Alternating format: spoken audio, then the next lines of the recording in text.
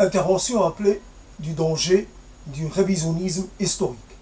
On est le jeudi 8 juin 2016 et donc par un glissement, je veux dire, intellectuel, quelque part, j'ai pensé aux Kurdes et aujourd'hui il y a eu un passage de Livy sur France Culture et il disait des choses sur les Kurdes et quelque part là aussi une sorte de quelque part d'armée de libération, de résistance, un peu auréolée de toutes les quelque part de toute la gloire attachée à ceux qui mènent des guerres justes, si on peut parler de la guerre dans cette arme-là. Et donc, quelque part, il accorde un crédit ouvert aux Kurdes et nous savons que les Kurdes n'ont pas eu droit à leur État. Ceci est une réalité historique. Faut-il pour autant le regretter et éternellement le regretter et toujours pour un État, pour les Kurdes, tous les Kurdes, peu importe l'aspect ou la direction que prendra cet État, un État dirigé par des seigneurs de guerre, un État dirigé par des chefs traditionnels, un État dirigé par un parti qui n'a peut-être pas son équivalent dans l'histoire, une sorte de stalinisme à la sauce kurde, une sorte de marxisme complètement abscon et complètement, je veux dire, c'est encore une autre interprétation du marxisme-léninisme et qui n'a pas plus, peut-être, qui est aussi dangereuse que celle qu'on pourrait trouver en Corée du Nord ou ailleurs, dans ces délires un peu qui, quand on, quelque part, une pensée est adoptée par des gens qui, quelque part, ne correspondent pas. Nous savons tous que le marxisme-léninisme, en tout cas le marxisme tout court, est plutôt une solution proposée aux pays réellement capitalistes pour passer d'un stade à un autre, stade de la propriété privée des moyens de production, au stade supérieur, quelque part le stade ultime, le stade meilleur, celui de la possession des moyens de production par les producteurs eux-mêmes, par les employés, par etc. etc. Donc nous ne voyons pas d'industrie, nous ne voyons pas de classe ouvrière, nous voyons peut-être une classe paysanne, si on peut l'appeler ainsi, chez les Kurdes, et donc devoir comment dire, d'avoir des rapports avec un parti de ce type, et il faut le connaître, moi je suis juste passé à côté, ce que j'ai vu ne m'a pas donné envie de connaître plus. C'est un embrigadement, c'est des gens qui sont prêts à mourir, à se sacrifier pour la cause, et la figure du chef est une figure, je veux dire, presque sacrée. Öcalan et des gens se sont suicidés pour la défense de ce chef. Et donc il y a peut-être, voilà, c'est le cas de le dire, un patriarcat insoupçonné, même si nous voyons des femmes, et dans la guérilla ou dans l'armée tout court, nous voyons des femmes et nous pensons, c'est parce qu'il y a des femmes non voilées, que obligatoirement ce sont des gens comme nous, voilà, et qui quelque part nous devrions les soutenir. Donc là, il ne s'agit pas exactement à proprement parler d'une révision de l'histoire, c'est plutôt quelque part un désir de corriger une erreur historique et apporter son soutien aux Kurdes. Là, pour l'instant, il s'agit du Kurde irakien et syrien. Les Kurdes de Turquie sont un peu à part. Les Kurdes iraniennes sont encore une autre affaire. Et donc, pour l'instant, pour ce qui est de mon intervention à proprement parler, je n'ai pas connaissance d'un récit kurde qui rentrerait dans la catégorie de récits révisionnistes. Par contre, j'ai donc des exemples de ce qui est proposé par les Coptes, par les Égyptiens chrétiens, et ce qui est proposé par les berbéristes ou les amaziens, comme ils s'appellent, qui est quelque part aussi une sorte... nous pouvons aussi avoir cela en Espagne, où des gens essaient de minorer l'apport et l'importance de l'apport arabo-musulman en niant quelque part l'évidence. À chaque fois, si morceau par morceau, essayer quelque part de faire en sorte comme si cette présence n'a été qu'une parenthèse, ce n'était pas une simple parenthèse historique, c'était une présence durable qui a durablement façonné la terre et les hommes. L'exemple évidemment au niveau linguistique, au niveau, j'allais dire, les noms qu'on retrouve encore en usage, tout à fait un usage tout à fait incontesté. Il n'y a pas de désir de revenir sur ces noms. Al-Wad el-Kibir, Wad el-Kibir est à son nom et il n'en bougera pas de sitôt. Donc quelque part, il peut y avoir un processus de révision un peu historique, mais il n'est pas tout à fait la chose. Donc, ce qui en fait suggérait cette intervention, c'est plutôt cette histoire qui traîne quelque part un peu à l'arrière de, je ne sais pas comment on l'appelait, le cervelet, je ne sais pas, qui consiste à se dire, et si les nazis avaient fait cela, si les nazis avaient fait autrement. Et nous savons qu'il y a dans le domaine de la science-fiction des récits qui quelque part proposent une sorte de vision alternative dans laquelle il y aurait la victoire des nazis, etc. et une Europe unifiée sous le troisième Reich, etc., etc. Ceci est du domaine de la fiction, mais par contre, les gens qui parlent, qui quelque part, quand on est plutôt dans cet état d'esprit à se demander, malgré tout ce qu'on sait, malgré la réprobation qu'on a vis-à-vis des nazis, il y a quelque part une petite quelque chose qui reste et qui est très gênante. Quelque part, là, il s'agit d'une révision de l'histoire aussi. Là aussi, il s'agit quelque part comme si l'histoire avait été différente, si les choses s'étaient passées différemment. Et quelque part, nous disons cela parce que nous sommes quelquefois étonnés par l'ampleur quand on est face à une erreur stratégique majeure, on se demande pourquoi il y a eu d'abord cette erreur et pourquoi cette erreur n'a pas été rattrapée. Nous faisons ce type de questionnement un peu bizarre, un peu saugrenu, un peu presque indécent, mais nous pensons rapidement, nous arrivons à la conclusion, tant mieux qu'ils aient fait cette erreur fatale qui leur a été fatale, tant mieux qu'ils aient envahi l'Union soviétique, tant mieux qu'ils aient dispersé leurs efforts militaires, tant mieux qu'ils n'aient pas glissé, qu'ils n'aient pas été vers le Caucase de très tôt, tant mieux qu'ils aient été retardés dans le déclenchement de la guerre, de l'opération Barbarousse, tant mieux. Et quelque part, parce que nous sommes aussi un peu les enfants de cette histoire, de cette victoire, nous sommes peut-être un peu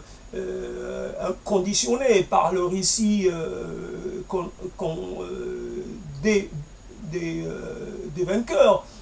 N'empêche que si on revient aux agissements à proprement parler des nazis, à leurs écrits, à ce qui était leur politique, on ne peut pas dire que cela et cela a été, on ne peut pas regretter quoi que ce soit.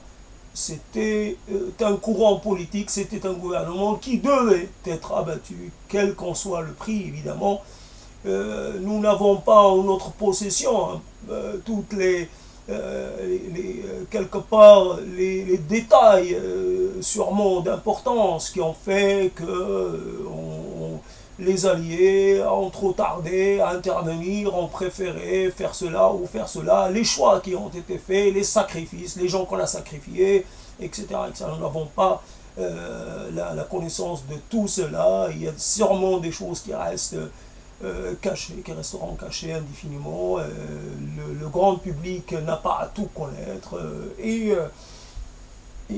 donc, quelque part, cette histoire-là, donc ce type de révision, ce type un peu, comment dire, de questionnement qui pose problème quand nous posons ce genre de questions, on est quelque part comme si on était tenté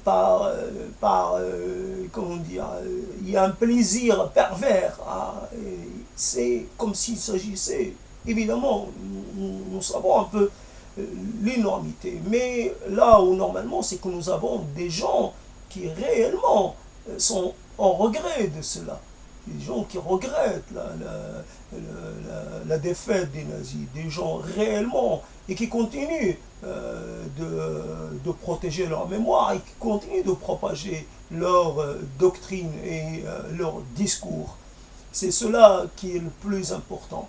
Après, les nazis n'ont pas le monopole de la discrimination, n'ont pas le monopole des meurtres de masse, n'ont pas le monopole de la cruauté, n'ont pas le monopole quelque part de l'agressivité. D'autres en ont fait la preuve depuis, et c'est comme ça que les choses se passent. Donc, pour me concentrer un peu plus, ce sujet est venu un peu rapidement. Je n'ai pas voulu le laisser passer, le laisser traîner un peu. Donc je le traite rapidement, au risque d'être un peu fébrile et d'être un peu dispersé, mais c'est un one shot et puis peu importe. Évidemment, je contrôle un peu le fond du discours. Il y a toujours une certaine mesure dans les propos, malgré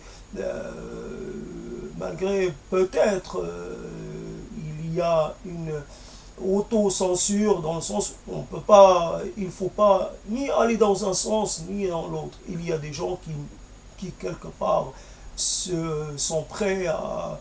Il y a des gens qui sont prêts à justifier l'injustifiable. Je ne voudrais pas qu'on me prenne pour l'un d'entre eux. Il y a des gens qui, quelque part,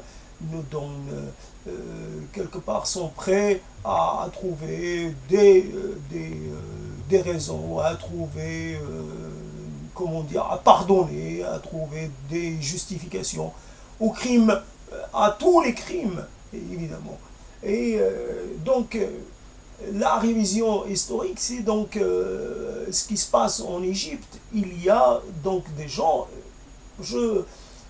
j'ai parlé un peu de la Deuxième Guerre mondiale, et donc c'est vrai que les révisionnistes, c'est aussi les gens qui reviennent un peu sur ce qui s'est passé sur cette époque-là, et qui sont évidemment à chercher, toujours peut-être à apporter de la contradiction, à développer à apporter des contre-arguments, à développer un autre discours. Et les révisionnistes, c'est les gens qui contestent les thèses admises, mais quelque part, il n'y a pas de sacré. Nous n'allons pas passer d'un sacré religieux à un sacré historique. Nous devons aussi pouvoir, quelque part, si nous avons la preuve qu'il y a eu manipulation ou qu'il y a eu quelque part une exagération quelconque, nous devons, mais toujours avec des preuves, pas avec des a priori, pas avec, comment dire, l'idée de justifier quoi que ce soit. Nous ne devons pas chercher à comprendre. Nous devons plutôt être dans une position de refus et de méfiance et d'opposition et de principe. Le principe de dire que peut-être la chose ne s'est pas faite. Il y a eu le déclenchement de la Deuxième Guerre mondiale. Ça a pris donc 6 ans, mais la guerre, mais tout ce qui a précédé, tout ce qui a été la politique, la politique de mise à l'index de tout un tas de courants politiques et de populations, cela, nous devons le prendre en compte. Et certains peuvent très bien dire l'Allemagne nazie a été poussée à la guerre parce que, etc. Il y avait une politique, je dis ça comme ça, il y avait une politique d'encerclement, il y avait peut-être, a priori, ce n'était pas le cas, il y avait peut-être un blocus, non plus. Et peut-être il y a même eu des collaborations, et peut-être il y a aussi des gens qui n'étaient pas spécialement opposés à un régime de ce type. Mais par contre, tout ce qui a été politique contre les opposants, n'oublions jamais que le régime nazi a commencé par éliminer les communistes, éliminer les homosexuels, etc., etc. Et c'est tout ce qui est quelque part tout ce qui constitue l'élément oppositionnel, tout ce qui est quelque part ne correspond pas à la thèse des nazis, était un ennemi, était à éliminer, qu'il soit un groupe ou individu, ou courant politique, ou courant religieux, peu importe. Et donc, voilà, donc la révision s'arrête là parce que, évidemment, on peut contester les chiffres avancés, les chiffres dont leur ampleur, un chiffre est toujours contestable, est toujours possible, il est possible de toujours, mais dans quel ordre? Si nous estimons que si nous mettons en doute les chiffres admis et que par ailleurs nous apportons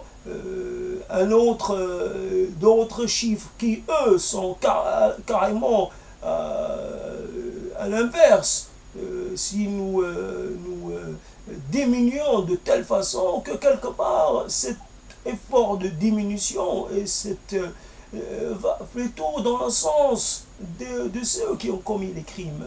Quelque part, nous disons, Staline n'a pas tué 20 millions de gens. Mao, la révolution culturelle, n'a pas tué autant de gens. N'empêche que ce n'est pas, bien sûr, la quantité est importante, mais c'est le processus de meurtre qui est d'abord à condamner. Mettre des gens à mourir parce qu'ils ont telle ou telle origine, ou parce qu'ils pratiquent telle ou telle religion, les mettre à mort et dans certains cas, avoir un projet d'élimination et quelque part, même il n'y a pas de chiffre, je veux dire, à partir duquel on peut commencer à compter même une personne, encore plus s'il s'agit de centaines de milliers. Donc, si on diminue le chiffre et qu'on dise 1 million au lieu de 6, alors quelque part, finalement, le crime est moins important, le crime est moins atroce qu'admis officiellement. Non, le crime reste un crime. Le projet, évidemment, a abouti à un chiffre, mais il avait pour projet d'aller encore plus loin. Et peut-être il se serait attaqué à d'autres populations. On ne peut pas, quelque part, dès qu'il y a l'instauration la mise en place d'une politique différentialiste, d'une politique voilà, discriminatoire, qui peut-être que le processus aurait été par la mise à mort d'un certain nombre de Slaves. Et quelque part, les Juifs slaves auraient été mis à mort, ils ont été mis à mort, après on aurait continué avec d'autres populations en Union soviétique, peu importe, et peut-être qu'on aurait continué ailleurs. Le projet criminel, le projet de meurtre de masse était en cours. Il a peut-être fait 6 millions, 4 millions, 3 millions, 3 millions et demi. L'important, c'est qu'il a fait un nombre considérable de morts et autant de drames. C'est ça l'important. C'est le drame qu'apporte la mort brutale et quelque part dans un foyer, dans une communauté, dans un pays. Et voilà, donc après, il n'y a pas que, évidemment, que la mise à mort d'une population, il y a aussi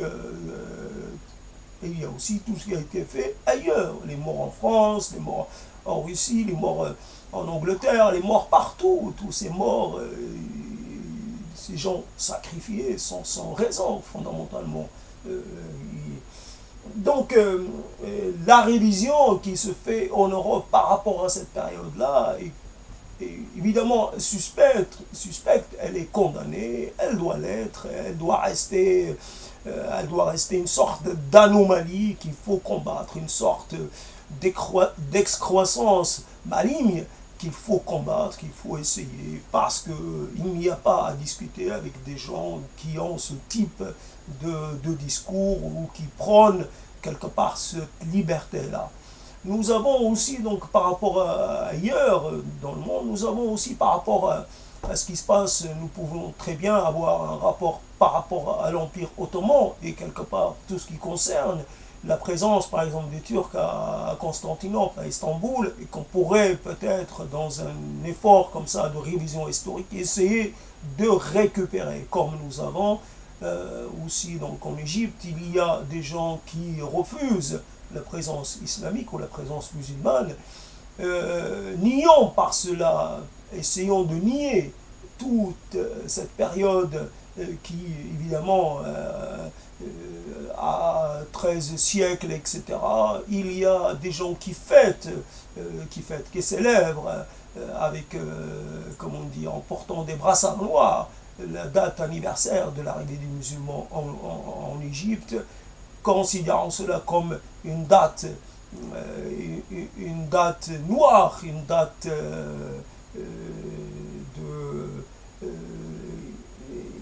comment dire, essayons, il y a peut-être un travail, il y a au niveau historique, au niveau de la il y a certainement des éléments pour un travail pour essayer de faire en sorte que l'égyptianité puisse sortir de l'arabité, que quelque part on puisse récupérer un peu d'égyptianité au détriment de l'arabité, en mettant en avant un peu l'antériorité de la civilisation égyptienne, en parlons de l'époque pharaonique. Il y a des éléments qu'on peut mettre en mouvement à ce niveau-là, des arguments qu'on trouve un peu dans certaines périodes historiques et dans des éléments évidemment incontestables. Nous avons en face de nous les vestiges de l'époque pharaonique.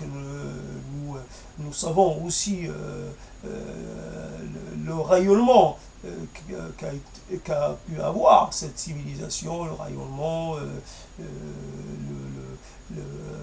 quelque part l'influence qu'elle a eue sur son pourtour et sur son environnement et sur les pays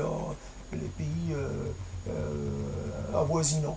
Et donc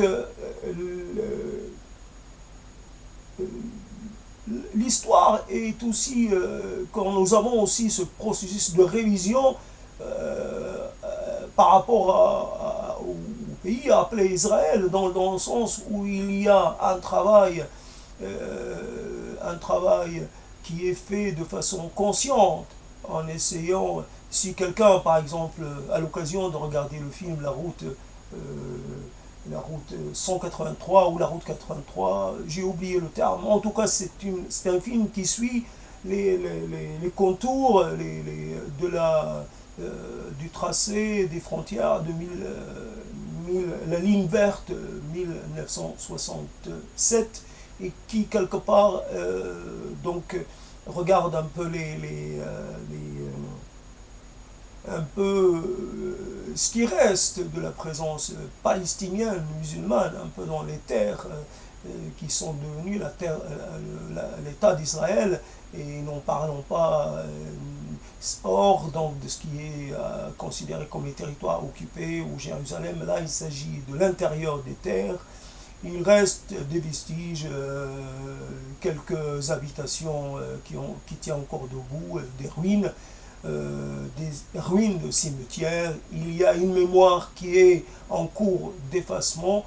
Et puis, j'ai oublié le terme et je n'arrive pas à le retrouver. Déjà hier, je l'avais pas. C'est le fait de nommer les lieux. Et donc, il y a... j'ai failli l'avoir. Il y a ce travail, je vais utiliser une petite astuce de débaptisation des noms pour mettre le fait que d'appeler les territoires, d'appeler la Cisjordanie, de l'appeler toujours la Judée et Samarie, est révélateur de cette affaire, de cette je trouve toujours pas, parce que c'est important cette histoire de nom, et quelque part donner un pays peut très bien, un territoire peut très bien, je veux dire, garder les noms, donc la preuve, l'Espagne, garder les noms hérités des anciens dominants, et quelque part des anciens possédants. Il peut y avoir une continuité malgré le changement de peuple, de population. Mais il peut y avoir aussi un processus de changement, de changement de nom. Et donc, par contre, on peut avoir, là où normalement le changement se fait par rapport à un peuple qui vient prendre possession d'une terre, on peut avoir aussi l'inverse, dans le sens un peuple qui part dans la reconquête d'une terre.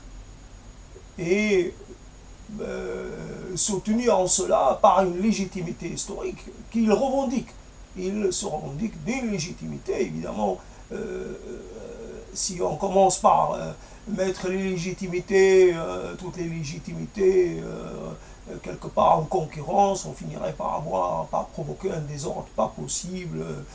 Et à un moment donné, nous devons admettre que la réalité, l'état réel d'un territoire, le présent, et puis à partir du présent, voir ce que l'on peut faire. Il ne s'agit pas de déplacer des populations parce que historiquement, il s'agit d'un territoire qui était possédé par des ancêtres réels ou mythiques, souvent les ancêtres mythiques. Il n'y a pas obligatoirement un réel lien biologique, il n'y a pas, mais on peut se revendiquer d'ancêtres mythiques, ça se fait couramment. Et donc,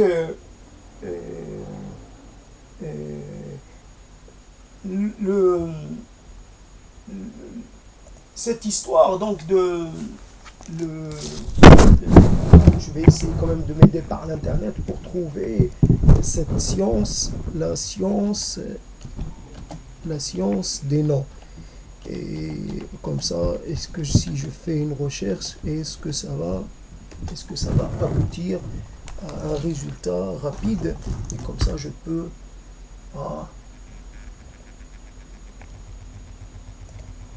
ça ne marche pas. C'est bizarre. Ça n'a pas marché. La science des... Ce n'est pas...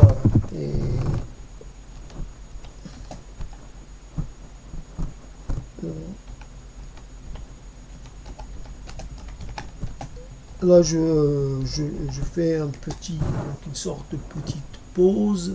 Euh, la toponymie, je l'ai trouvée sans le chercher. Quelque part, c'est le miracle, c'est le mystère de la mémoire. J'ai trouvé le terme sans l'avoir cherché, alors que j'essayais de le retrouver sur Internet. C'est, je suis dommage qu'il existe l'Internet parce que peut-être il nous aide pas finalement. Mais la mémoire est tout à fait est une chose. Évidemment, je sais à mon âge, on commence à perdre la mémoire, mais d'avoir retrouvé le terme de la toponymie, et peut-être que je ne sais pas combien de temps je vais le garder parce que ce processus bizarre d'instabilité mémorielle fait en sorte que un terme peut revenir et peut de nouveau s'occulter et devenir ne plus être disponible. Voilà. Donc pour l'instant, la toponymie. Donc l'importance de la toponymie dans ce processus de révision historique. Donc nous avons, en parlant de Judée et Samarie, c'est que nous refusons la réalité des populations qui habitent ce territoire et nous essayons de leur substituer d'autres populations. Et c'est cela qui est problématique.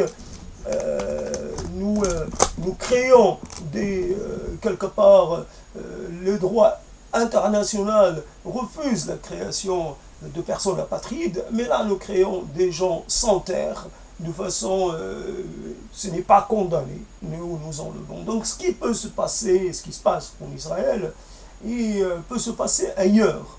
Donc il est évident que par exemple, si on se transporte vers l'Afrique du Nord, et ce qui se passe, c'est dans cet effort continu, là encore une fois, de cette bataille lente et une bataille, je veux dire, mais par contre continue, de révision historique. Là encore, il s'agit d'un passé, d'une période historique qu'on essayons quelque part de fermer, nous essayons d'y mettre fin. Quand nous parlons de la possibilité de donner des noms aux nouveau-nés, des noms qui n'ont aucun lien avec ceux qui étaient donnés jusqu'à présent, c'est-à-dire les noms issus de la tradition musulmane et arabe. Et donc, quand nous essayons de leur substituer des noms, des prénoms issus de la période anti-islamique, ce n'est pas seulement un besoin identitaire, c'est réellement une sorte de volonté d'effacer quelque part cet accident historique. Il y a donc, j'ai parlé dans une autre intervention, mais en arabe, celle-là, de la toponymie et du possible changement de nom. Et il y a ce qu'on appelle le Maroc utile, il y a des terres habitées par des Arabes ou des arabophones que peut-être des berbérophones essaieraient de réoccuper. Et dans le sens, quelque part, dans cet effort continu de reconquête, il peut y avoir aussi une volonté de reconquérir les terres perdues ou pas perdues, mais reconquête des terres, et donc changement de nom, et donc l'importance de la toponymie, en effaçant les noms d'usage donnés par les habitants, quelque part ceux qui deviendraient les ex-habitants, nous serions. Donc, cette chose que nous constatons, ce processus de révision que personne ne condamne, si nous condamnons le révisionnisme relatif à la Seconde Guerre mondiale et à l'époque nazie, et quelque part à cette monstruosité nazie, nous sommes peut-être aussi un peu sur le point d'accepter quelque part une évolution une évolution sûrement dramatique de la situation. Il y a des gens qui sont prêts à mettre, à la mer. Voilà, donc les arabophones, il y a des gens qui sont tenants d'un discours d'expulsion. Comme les musulmans et les arabes ont été expulsés d'Espagne, et pourquoi pas expulser les arabes ou les arabophones du Maghreb parce que ils ne sont pas légitimes malgré, encore une fois, cette chose-là, toujours enlever la légitimité à la présence, à la civilisation créée, à cette empreinte qui a été donnée au pays, à ce marquage, le pays est marqué par la présence arabo-musulmane et donc essayer dans un effort. C'est vrai que l'État d'Israël, avec les succès que l'on sait, peut donner un exemple à tous ces groupes qui sont à la recherche d'une sorte de mythe des origines. Voilà la question. Un mythe des origines. En valorisant toujours beaucoup le passé et en essayant de nier un présent qui ne leur convient pas, au lieu de prôner un peu vivre ensemble, comme on dit en France, le partage. S'il y a des injustices, peut-être est-il moyen de, quelque part, de leur d'apporter des réparations, mais par un processus je veux dire, juridique qui ne cherche pas à délégitimer quiconque, mais un processus historique qui aussi prenne en compte tous les pays ne sont traversés, habités par des populations qui changent. Personne dans cette affaire-là, l'élément romain n'est pas mis en cause. Il y a même un empereur qui serait d'origine berbère qui lui est mis en avant. Ce passé-là, par contre, lui, il est valorisé, il n'y a pas de problème. Si c'est le passé musulman qui ne passe pas. Donc, cette chose que nous constatons aussi par rapport à l'islam, donc quelque part par rapport aussi à Constantinople, et nous voyons aussi que la présence turque, ottomane et turque, n'est toujours pas digérée par un certain nombre d'orthodoxes, et que quelque part l'histoire, comme ça a conduit à ce que nous avons vu en ex-Yougoslavie, donc les drames auxquels nous avons assisté, parce que il y a comme ça des récits historiques assez qui sont toujours propagés, qui sont toujours enseignés, transmis, etc.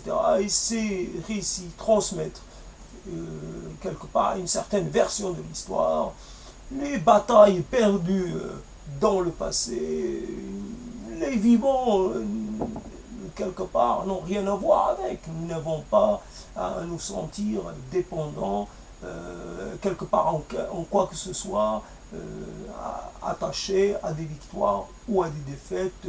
Cela est très lointain, comme si on devait quelque part continuer une vendetta pendant un millier d'années où ça n'a aucun sens. Une vendetta, déjà, c'est quelque chose qui, quelque part, a proscrit, quelque chose à condamner. Mais alors, quand elle se prolonge au-delà de quelques générations, cela n'a plus aucun sens par rapport au motif premier qui a déclenché le processus de la vendetta. Et donc, cette recherche d'une vendetta transgénérationnelle, transhistorique, transmillénaire quelque part, et quelque peu pose question. Voilà un peu donc du danger dans le sens où cela crée évidemment de la division, cela fait éclater un tissu social qui peut être déjà en délicatesse. Il peut y avoir déjà des processus de fragmentation et des processus de quelque part des processus qui mettent à mal la cohésion globale d'un groupe et ajouter des éléments ou des ferments de division et de ferments inciter à la séparation, créer de nouvelles, quelque part, obliger les uns à se positionner dans tel ou tel, comment dire, bord, les obliger à prendre le parti de telle ou telle thèse, alors qu'ils ne demandent peu, peut-être qu'à vivre les uns aux côtés des autres. Évidemment, il y a un long processus d'apprentissage de la cohabitation et quelque part un certain égalitarisme. Nous avons aussi à faire face à soit des comportements qui sont plutôt les comportements d'une majorité par rapport à une minorité. Nous avons aussi des langues ou des spécificités régionales qui ont besoin d'être considérées aussi bien que le reste, qui ont besoin de ne plus être stigmatisés. Il y a aussi un travail de lutte contre les discriminations, contre les préjugés. Si on ne veut pas parler de discrimination, on parle de préjugés. Voilà, des préjugés rattachés à un groupe ou à des groupes en particulier. Voilà un peu, donc quelque part, je ne sais pas si j'ai bien porté la lumière sur la question ou le danger de la révision historique en tant que projet politique. Il y a des gens qui ont comme projet politique, c'est la reconquête d'un territoire. Et il peut y avoir comme ça une légitimation religieuse, un pays qui a été donné par Dieu, ou un territoire qui a été donné par l'histoire.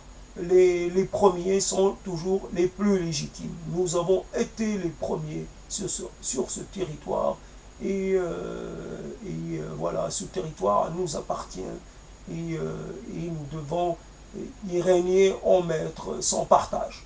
Voilà, la question c'est comment la révision historique peut conduire aussi à prôner un peu, non pas un développement historique, mais à une séparation tout court, une séparation entre les gens et quelque part à cette séparation, comme ce qui s'est passé un peu par rapport à ce qui s'est passé par rapport au Pakistan. Et la naissance du Pakistan est une chose dramatique. Là, j'ai quelque chose que je voudrais souligner. Finalement, qu'est-ce que l'histoire? L'histoire, quelque part, c'est le temps, un peu une certaine épaisseur du temps. Et cela nous donne la possibilité d'apporter une vision un peu une vision qui est à moyen terme ou à plus long terme sur des événements historiques qui avaient au départ peut-être leur nécessité ou leur légitimité. Le processus de création d'un État musulman séparé dans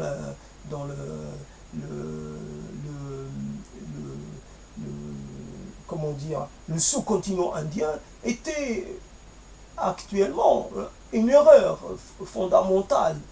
Cela a créé des drames sans, comment dire, dont nous n'avons aucune idée.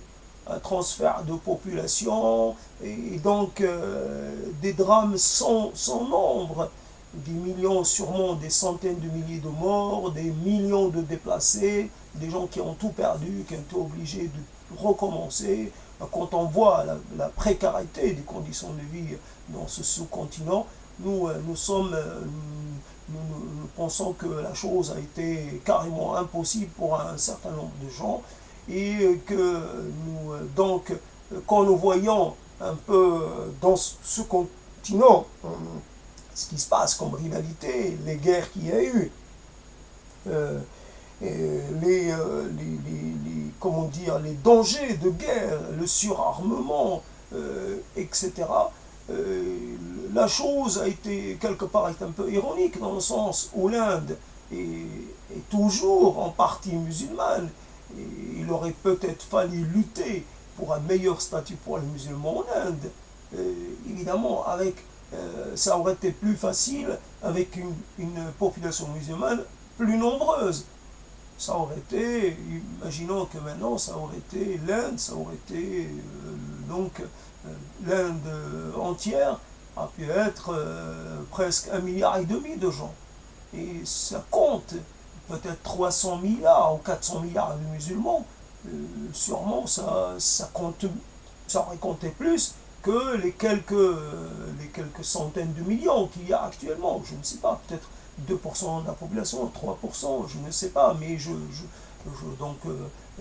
dis ça comme ça.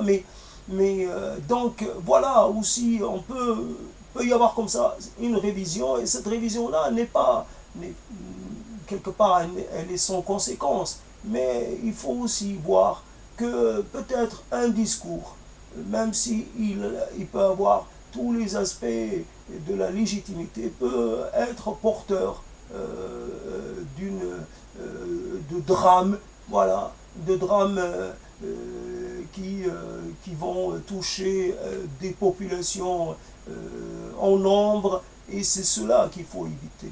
Il faut éviter de créer des drames. Nous n'avons pas, je veux dire, nous ne manquons pas de drames pour essayer d'en créer d'autres, pour essayer de faire en sorte de créer les conditions pour l'émergence d'autres drames, d'autres souffrances et d'autres guerres. Voilà un peu la question.